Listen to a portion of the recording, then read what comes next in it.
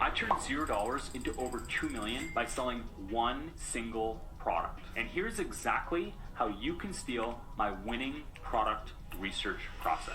Step number 1, don't even think about selling AliExpress items for $20. We want to find products that cost over $3,000 so we can take home over $1,000 take home profit for every item we sell. And the best way to verify the price point of a product is by using this brand new software called supplierhq.io. Step number 2, don't chase demand. We want to find products that have over 30,000 searches per month. And the best way to check demand of a product is by using a keyword tool like Ahrefs or SEMrush. In step number 3, we want to sell non-seasonal products so our store doesn't have any huge swings in sales. Okay. Well, I'm not sure how he turned $0 into that unless he was drop shipping, because you normally have to buy the inventory before you can sell it. And the margin of 33% is pretty good for products even with high price point. But let's follow this logic farther and see if it makes sense, right? Okay, products that cost at least $3,000. I can't think of too many categories that fits that, right? There's jewelry, maybe some furniture products, higher end furniture products even. Not everything you get at IKEA is $3,000, but there's higher end furniture products.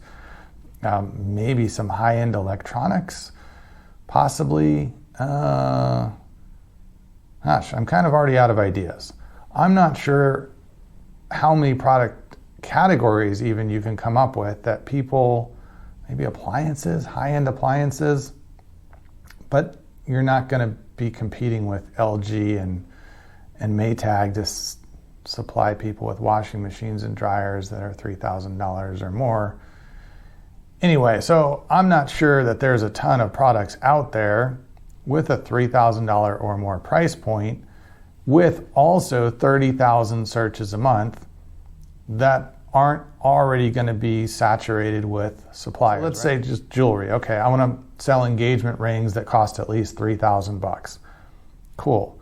I'm competing with Blue Nile and all the other online jewelry people, and then I'm competing with all the local jewelry stores, right? Because if somebody's looking for an engagement ring, maybe they don't feel comfortable buying it online, or they want to go see it in person, they want to try it on. They're searching jewelry near me, so my online store is not going to be something they go with. Or if they are going to buy online, they're going to go, okay, here's Blue Nile, I've heard of them, they've been around for years, they've got 1 million reviews. Or here's, myshadyjewelry.com store that I just opened with no reviews and no credibility.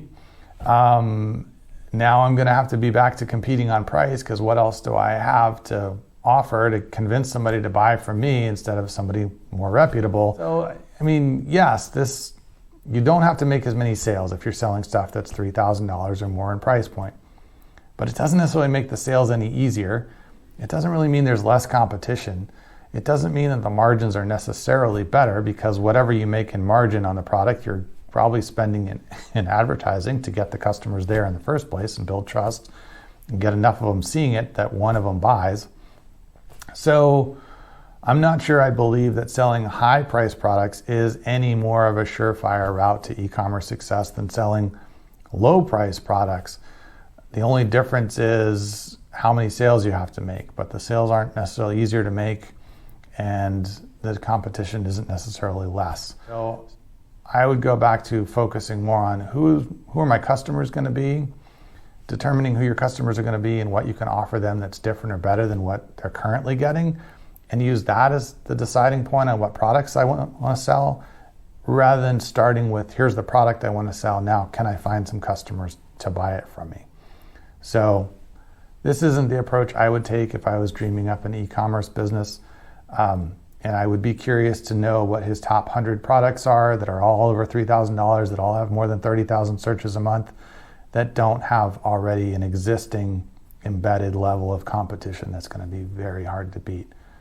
I'm not sure I believe that list is really as good as he might think it is.